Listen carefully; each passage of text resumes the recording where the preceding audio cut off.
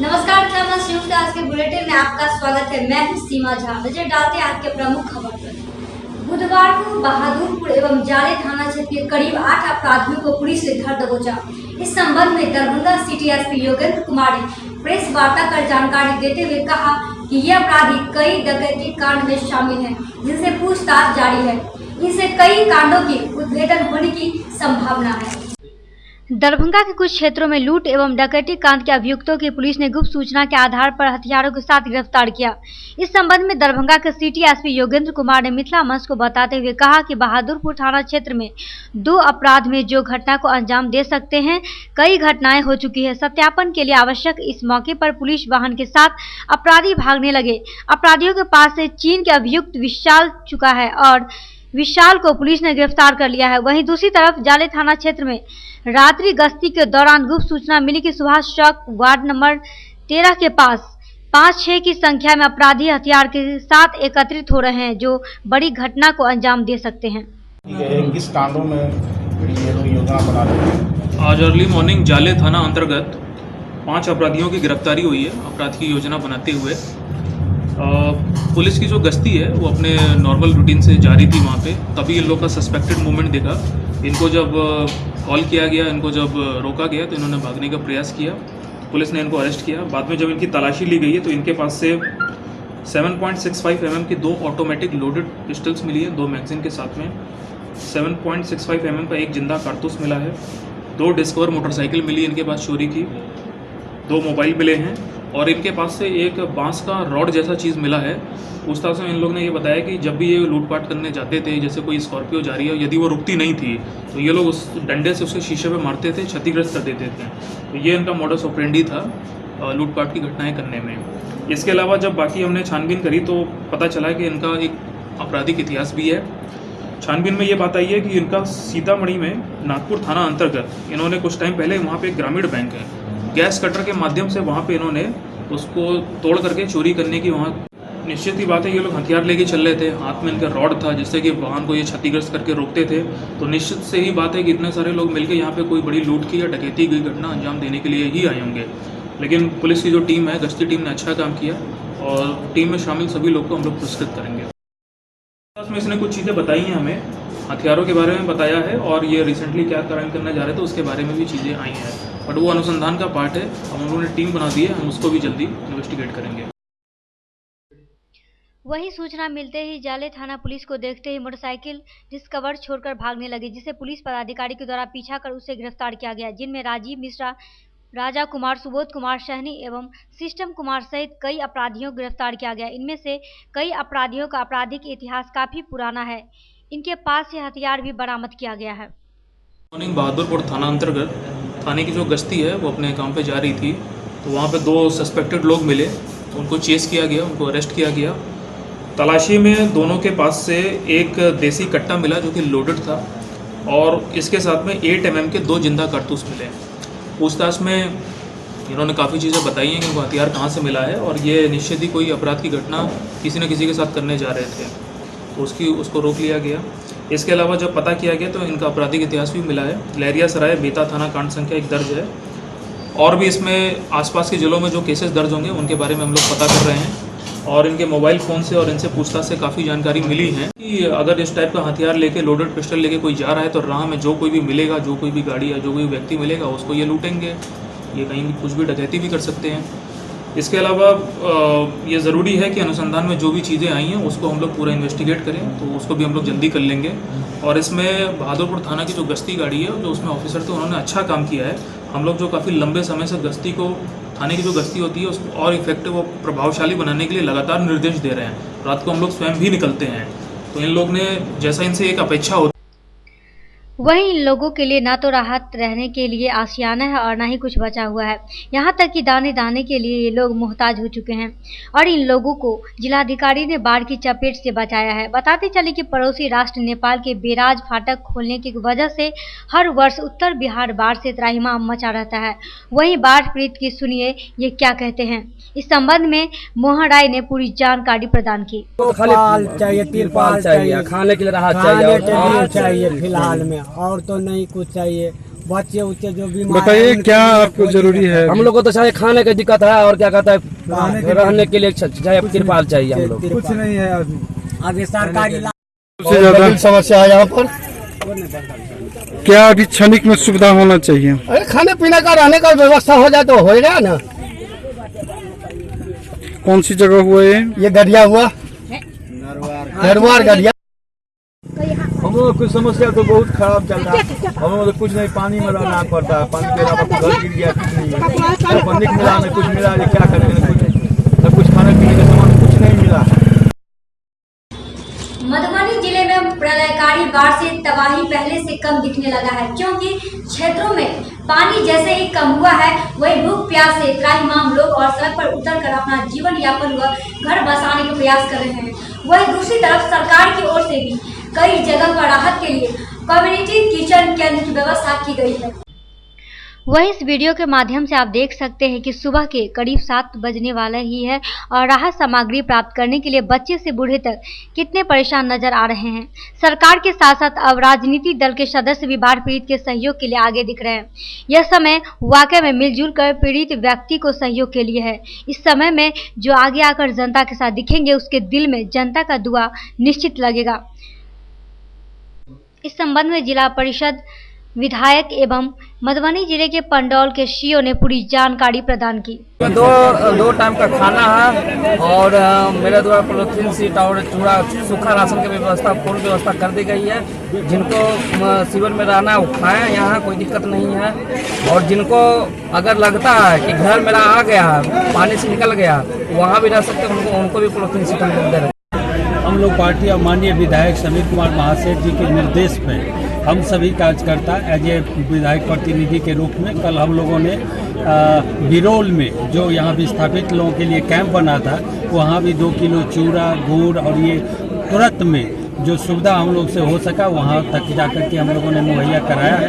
और कल भी यहाँ हम लोग सर्वेक्षण किया और देखे कि कितना परिवार विस्थापित हो चुके हैं। उनका भी सर्वेक्षण करने के बाद आज पुनः हम अपनी पूरे टीम के साथ यहाँ चूड़ा गुड़ बिस्कुट्स और ये लेकर के भी आए हुए हैं और गरीब गुरबों के बीच में जो हमारे मालिक के रूप में है उन लोगों के बीच में हम लोग अभी वितरण। ये पहले तो बता दूं, ये सरसपाही पूर्वी पंचायत है और अभी तुरंत में खाना की व्यवस्था, पानी की व्यवस्था और नाश्ते के लिए चूड़ा गुड़ और ये प्लास्टिक जो है, जो विस्थापित परिवार है यहाँ धूप में कैसे रहेंगे, तो पानी का प्लास्टिक का जो है व्यवस्था तुरंत किया जा रहा है। ये व्यवस्था कोई निजी आदमी की तरफ से, ये सरकार की ओर से? ये सरकार की तरफ से, ये प्रशासन, मधुबनी प्रशासन की तरफ से जिलाधिकारी, SDM साहब, BDO, CO और ये लोग के द्वारा हुआ। बुधवार को पटना से जयनगर जाने वाली ट्रेन में एक गर्भवती महिला ने बच्ची को जन्म दी है। जी हां, फूलपरास थाना क्षेत्र के कालापट्टी गांव निवासी राम बालक राय की पत्नी हलचल देवी ने इस बच्ची को जन्म दी है। महिला को बच्चे की प्रेगनेंसी का समय हो चुका था, इसीलिए हलचल देवी अपने ससुराल से मायके आ रही थी और सकड़ी से जयनगर अपने मायके जाने के लिए इंटरसिटी ट्रेन में चढ़ी। साथ में हलचल देवी के भाई भी सवार थे। ट्रेन मधुबनी पहुंच रही थी। इसी दौरान महिला को जोरों से दर्द हुई और ट्रेन जैसे ही मधुबनी रेलवे स्टेशन के प्लेटफॉर्म नंबर 1 पर रुकी और ट्रेन में सवार कुछ महिला की सहयोग के बाद बच्ची को जन्म दी। बच्ची के जन्म होने के बाद महिला निगरानी की टीम सूचना दिया गया, फिर जाकर हलचल देवी को सदर अस्पताल में भर्ती कराया गया। गौरतलब है कि बच्ची के जन्म होने के बाद महिला निगरानी की टीम सूचना दिया गया, फिर जाकर हलचल देवी को सदर अस्पताल में भर्ती कराया गया। अब जच्चा बच्चा दोनों स्वस्थ हैं। दोनों को सदर हॉस्पिटल के प्रसूति वार्ड में भर्ती कराया गया, जहां चिकित्सक महोदय इलाज कराना शुरू कर चुके हैं। झंझारपुर अनुमंडल के अंधराठाड़ी प्रखंड के 4 पंचायत बाढ़ से प्रभावित है, जिसमें हरना, रखवाड़ी, कर्णपुर और हरडी है। रखवाड़ी बांध टूटने के बाद बर्बादी का दायरा बढ़ने लगा है, जिससे घर को छोड़कर बांध पर रहने वाले लोग काफी भयभीत हैं। वही प्रशासन की माने तो 1400 पॉलिथीन एवं 2200 चूड़ा का पैकेट 14 सामुदायिक भोजन केंद्र क्रियाशील हुए हैं, लेकिन धरातलीय सच्चाई कुछ अलग कहानी कहती है। जहां 24 घंटे भोजन दिए जाने की बात है, वहां सिर्फ एक टाइम ही भोजन मिल रहा है। बाकी 2200 चूड़ा का पैकेट प्रशासन ने कहां दिया, यह वितरक ही सही बताएंगे। वही मेडिकल टीम दिखती ही नहीं, वही गंधारेन धागर टोल और रखवाड़ी मारन टोल, मुसहरी भेल्हा टोल, चतरा टोल और राजनपुर बनही टोल, बड़ई टोल, रखवाड़ी गोट, गोरछाड़ी टोल, खवास टोल की हालत अभी भी गंभीर है। पानी कम होने के साथ दुर्गंध और गंदगी बढ़ने लगा है। वही हरना गांव में 70 परिवार तटबंध पर शरण लिए हुए हैं और एक टाइम भोजन खाकर अपना गुजर बसर करते नजर आए।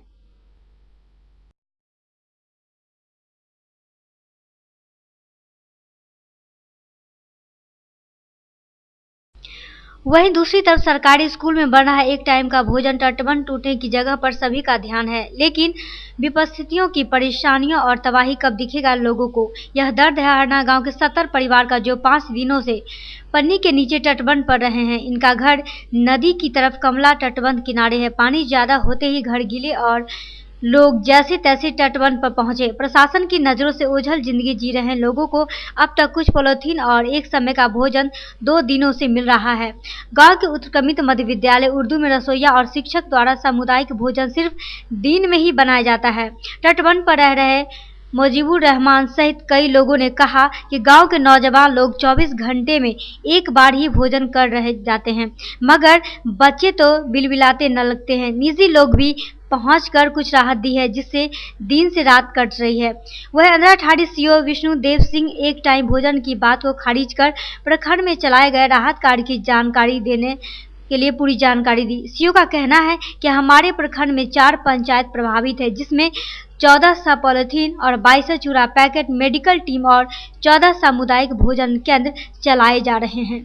प्रशासन के निर्देश पर बाढ़ पीड़ितों को पका हुआ ताजा भोजन उपलब्ध कराने के लिए सामुदायिक भोजन केंद्र खुलने लगी है। जी हाँ, अब तक झंझारपुर प्रखंड में 9 सामुदायिक भोजन केंद्रों पर पका हुआ तथा ताजा भोजन बनना शुरू हो गया है। इन 9 केंद्रों पर MDM बनाने वाली रसोईया ने कमर कस ली है, तो वहीं आंगनबाड़ी की सहायिका बाल विकास के जिम्मे संचालित केंद्रों पर भोजन बना रही है। वही रसोईया और सहायिका का प्रयास लोगों को राहत दे रहा है। बताते चले कि इस संबंध में SDM अंशुल अग्रवाल ने जानकारी दी कि शिक्षा विभाग द्वारा संचालित गैर NH 57 पर समिया ढाला बिंदेश्वर स्थान और लोहना पाठशाला NH लाइन होटल और नरुवार बांध के समीप गोपालखा के लिए एक मेहत ढाला के आगे और दूसरा गोपालखा कट पाइप के उस पार संतन के समीप है। यहाँ लोगों को गर्म चावल दाल सब्जी के साथ शुद्ध पानी हमेशा उपलब्ध कराई जा रही है। इसी प्रकार बाल विकास परियोजना के द्वारा सिमरा NH 57 पर चौनारागंज पेट्रोल पंप के समीप में संचालित की जा रही है। वहीं दूसरी ओर SDPO रेखा कुमारी ने कहा कि सभी केंद्रों पर हमारी सेविका सहायिका के सहयोग से बाढ़ पीड़ितों को भोजन दिया जा रहा है। SDO ने बताया कि जरूरत के मुताबिक अन्य जगहों पर भी नए केंद्र खोले जाने हैं। SDO ने कहा कि जो लोग स्वयं के स्तर से राह चला रहे हैं वे सभी बधाई के पात्र हैं।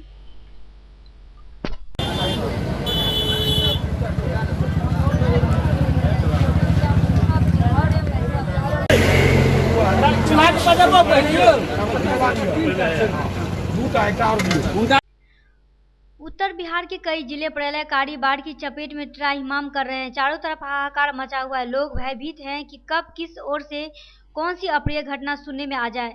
दिन भर किसी के घर का पानी में बह जाना, किसी के मासूम लाल का पानी में लापता होना, लाश मिलना आम बात हो गई है। साथ ही बाढ़ के दूषित पानी से होने वाली बीमारियों से भी लोग भयभीत हैं। इसी के मद्देनजर बिहार सरकार द्वारा पंचायत में जगह जगह कैंप लगाकर मेडिकल टीम द्वारा बाढ़ पीड़ितों का स्वास्थ्य परीक्षण करवाया जा रहा है। चलाया है हम लोग जो है सो अभी बेनीपट्टी के जो है सो शहर घाट भौगाछी कुछ जो है सो मधवापुर के इलाका कितने लोगों के बीच चलाया है? लगभग 1500 लोगों के बीच जो है सो हम लोग हर सामग्री जो है सो वितरित किया है। क्या नाम हुआ आपका? विवेकानंद ठाकुर, बिहार प्रदेश अध्यक्ष टाइडेंट। अभी क्षेत्र की संख्या लगभग जो है सो 50 लाख है, लेकिन ये सत्य है कि हम अपना सर्वस्व देकर भी सब तक नहीं पहुंच सकते हैं। ये भी सत्य है कि हमारा किया गया जो हम लोग कर रहे हैं वो बिल्कुल नौ के समान हो, लेकिन हम अपनी ओर से कोई भी कोशिश नहीं छोड़। वहीं इसी परिप्रेक्ष्य में आज प्राथमिक स्वास्थ्य केंद्र मनीगाछी के प्रभारी चिकित्सा पदाधिकारी ने प्रखंड अंतर्गत बाढ़ प्रभावित क्षेत्र चियाटोल, टटुआर, बघाटोल कॉलेज के निकट एवं मध्य विद्यालय बघात में कैंप लगाकर 118 बाढ़ पीड़ित मरीजों का उपचार किया। साथ ही मुफ्त दवाई का वितरण किया एवं बाढ़ जनित रोगों से बच्चों को बचाने का तरीके बताए। वहीं दूसरी तरफ इस टीम में चंदत दल के 2 एवं अस्थायी चिकित्सा दल के 1 डॉक्टर सम्मिलित थे। इस संबंधी सूचना पत्र के माध्यम से अंचलाधिकारी एवं सिविल सर्जन दरभंगा को प्रसिद्ध की गई है।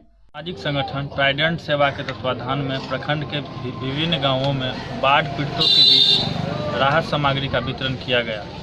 ट्राइडेंट सेवा की ओर से विभिन्न गांवों में लगभग 1500 पीड़ितों के बीच चूड़ा, चीनी, बिस्कुट, मोमबत्ती पीड़ितों को वितरण किया गया। हम पीड़ितों को पहुंचाने में लगातार प्रतिरत हैं। सेवा न कि मानव जीवन का शोभा है बल्कि भगवान की सच्ची पूजा है। मेरा प्रखंड टीम जो है सो एक्टिव हो गई है। हमारे कार्यकर्ता सारे जो है सो समन्वय में है। हमारे सहयोगी जो है सो संपर्क में है। ज़रूरतमंदों तक यथासंभव जो है सो हम राहत सामग्री नेपाल में बाढ़ से जयनगर स्थित कमला नदी खतरे के निशान को पार कर गई है। जी हां, साथ ही भारत और नेपाल को जोड़ने वाली महत्वपूर्ण रेल परियोजना जयनगर जनकपुर रेल बारिश और बाढ़ की भेंट चढ़ गया है। वहीं इस रेल खंड का आमान परिवर्तन कार्य दिसंबर वर्ष 2018 में पूरा कर लिया गया था। तब से अब तक अपने उद्घाटन के इंतजार में था, लेकिन नेपाल में हुई तेज बारिश के बाद बाढ़ से इस रेलखंड पर जगह जगह पानी चढ़ गया है। साथ ही कई जगह मिट्टी के कटाव से ट्रैक बह गया है, जिससे रेलवे ट्रैक से काफी क्षति पहुंचा है। वहीं करीब 35 किलोमीटर लंबे जयनगर जनकपुर रेल लाइन के बीच ट्रेनों का ट्रायल किया जा चुका है। दोनों देशों के बीच ट्रेन खरीद प्रक्रिया पूरी हो चुकी है। वहीं भारत के प्रधानमंत्री नरेंद्र मोदी द्वारा इस परियोजना का उद्घाटन का इंतजार था, लेकिन बाढ़ के ट्रैक के बह जाने और कई स्टेशनों के डूब जाने से अब ट्रेनों का ख्वाब संयोग लोगों को और लंबा इंतजार करना पड़ सकता है। बताते चले कि जयनगर जनकपुर बर्दीवास कुर्था रेल लाइन की लंबाई 69 किलोमीटर है, जिसमें पहले फेज में जयनगर से जनकपुर तक ट्रेन चलाई जाएगी। पर इस भारी नुकसान की वजह से एक बार फिर रेलवे उद्घाटन अधर में फंसा हुआ दिखाई दे रहा है। मधुबनी जिले के झंझारपुर एवं मंदराठाड़ी प्रखंड में कमला नदी का बांध टूटने से विनाशकारी प्रलय में जहां चल अचल संपत्ति बाढ़ के पानी में विलीन हो गया है, तो वहीं इससे कई लोगों की मौत भी हो गई है। आपको हम बता दें कि भैरव स्थान थाना क्षेत्र के सामिया के निकट मोड़ पर पानी के गड्ढे में असरपीत पासवान की 10 वर्षीय पुत्री अंजलि कुमारी डूब गई, जिससे मौके पर ही उसकी मौत हो गई। वहीं बताया जाता है कि वह अपने मां के साथ आ रही थी, तभी हादसा हुआ। जब तक उसे निकाले तब तक सांसें बंद हो चुकी थी। वहीं दूसरी मौत नरवार कन्हौली टोला के 20 वर्षीय लालू यादव की हुई है। वह नाव के टोले की ओर जा रहा था, तभी यह घटना हुई। पानी में ही नाव रुकने पर वह कम पानी का अंदाजा लगाकर पानी में उतरा, लेकिन वहां पानी अधिक था। यह हादसा भी सोमवार की है। तीसरा मौत रुद्रपुर के डुमरा गांव में हुई। डुमरा गांव 2 निवासी अली हसन का 12 वर्षीय पुत्र अब्दुल्लाह पानी में नहाने के दौरान धार के करंट में बह गया, जिससे उसकी मौके पर ही मौत हो गई। कुछ दूर से उसे निकाला गया, तब तक उसकी मौत पहले ही हो चुकी थी। चौथी मौत नरवाड़ की है, जहाँ 70 साल के वृद्ध की लाश मंगलवार को बसबिट्टी में फंसी हुई मिली। पहचान नरवाड़ के उसराहा टोल निवासी दिगंबर मंडल के रूप में हुई।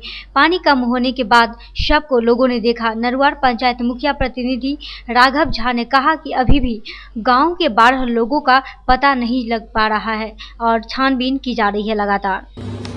मंगलवार को बाढ़ का पानी कम होने की वजह बढ़ने से लोग हर दिन चिंतित रहे, जहां लोग यहां वहां दौड़ते भागते नजर आए। वहीं मंगलवार की सुबह बाढ़ का पानी सरसा पाही पश्चिमी पंचायत के मोमेन टोल चौड़ा टोल समेत पंचायत के वार्ड नंबर 5, 6, 7, 10, 11 एवं 12 फैल जाने से सैकड़ों लोग बेघर हो गए और राहत शिविरों में पहुंच गए।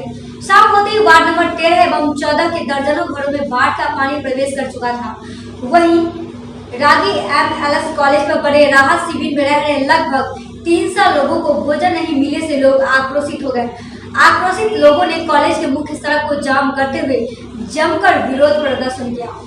वहीं उन लोगों का कहना था कि सोमवार की सुबह जब सदर एसडीएम सुनील कुमार सिंह, वीडियो सीओएमओ, मुखिया व जीप सदस्यों के संग राहत शिविर पर आए थे, उस समय उन्होंने राहत शिविरों में सामूहिक भोजन बनवाने का दिशा निर्देश दिया था। उस वक्त पंचायत प्रतिनिधियों व पदाधिकारियों ने उन्हें आश्वासन दिया था कि भोजन का प्रबंध सभी राहत शिविरों में किया जाएगा, परंतु MLS कॉलेज पर स्थित राहत शिविर में रहे पीड़ितों को भोजन तो दूर कोई पूछने वाला भी नहीं मिला। इसकी सूचना मिलते ही सदर एसडीओ सुनील कुमार सिंह, वीडियो महेश्वर पंडित और सीओ पंकज कुमार, एमओ राजकुमार सरसापाही स्थित राहत शिविरों पर पहुंच वस्तु स्थिति का जायजा लिया तथा अविलंब सभी राहत शिविरों पर पर्याप्त भोजन व पानी, दवाओं की पर्याप्त व्यवस्था कराया।